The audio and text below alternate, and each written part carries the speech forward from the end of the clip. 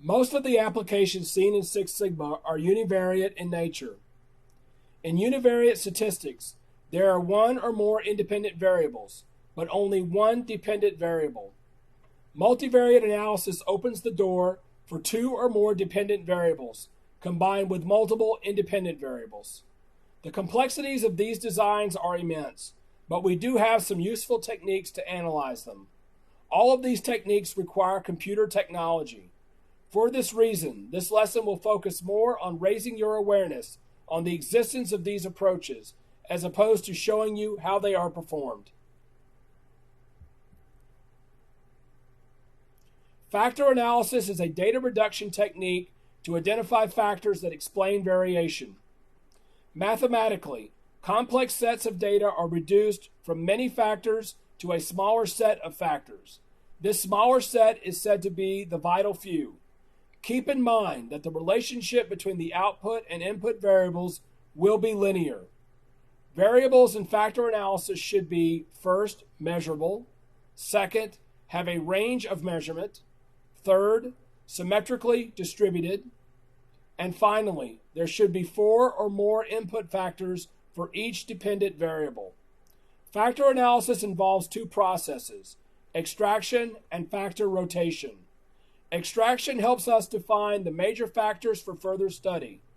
Rotation transforms these factors so that they are more substantial.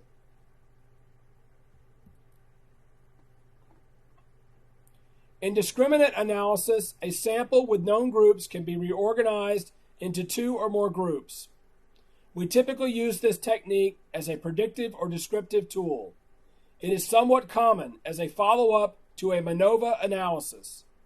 Assumptions in discriminant analysis are: the variables are multivariably normally distributed, the population variances and covariances among the dependent variables are the same, and the samples within the variables are randomly obtained and independent. Minitab provides two forms of analysis: linear and quadratic discriminant analysis. Like ANOVA, we seek to find a linear relationship between one dependent variable and multiple independent variables. However, ANOVA uses categorical independent variables and a continuous dependent variable. Discriminant analysis has continuous independent variables and a categorical dependent variable. Cluster analysis helps us find groupings for a set of data that are representative of a data set as a whole. Users typically have difficulty distinguishing between cluster analysis and factor analysis. Both methods do group data into groups or factors. Factor analysis is used to explain correlation in a set of data and relate variables to each other, while cluster analysis is used to address heterogeneity in each data set. Cluster analysis categorizes and factor analysis simplifies. Factor analysis is well suited for very complex data sets. However, cluster analysis will often fail to perform. This is because of the intent behind each of these methods. Factor analysis allows us to find a best solution through optimization. Cluster analysis is designed to yield many possible solutions. Who knows which one is considered optimal? When comparing cluster to discriminant, recall in discriminant analysis that groupings are known. We select a method of classification, linear or quadratic, and we seek to find the best fit parameters that can best separate the data into these established groups. In cluster analysis, groupings are unknown. We do have a rule for classification based on the distance, but we have no way to test whether the classification is correct.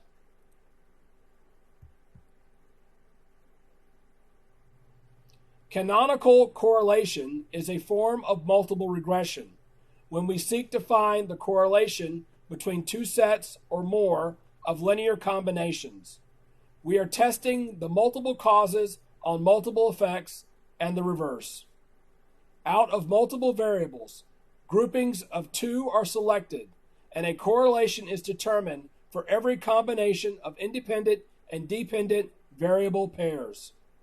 The role of canonical correlation analysis can best be framed in terms of the independent t-test compared to the ANOVA. In the independent t-test, we are only comparing two groups. ANOVA allows us to compare more than two. The same analogy can be established between Pearson correlation and canonical correlation analysis, comparing two groups as opposed to multiple groups. Like ANOVA, canonical correlation analysis is preferable over an ad hoc, repetitive execution of the two sample equivalent due to the increased likelihood of a type 1 error. This error can balloon based on the number of comparative pairs. ANOVA and canonical correlation analysis bypass this pitfall.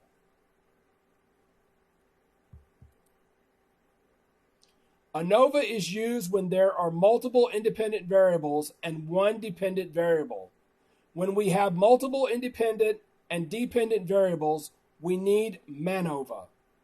MANOVA tests whether the mean differences among groups of a combination of dependent variables are significant or not. Normality, homogeneity of covariances, and independence are needed for MANOVAs. When faced with situations where there are multiple independent and dependent variables, we are best served to use MANOVA as opposed to a brute force execution of multiple ANOVA calculations. Again, this is due to an increased likelihood of a type 1 error.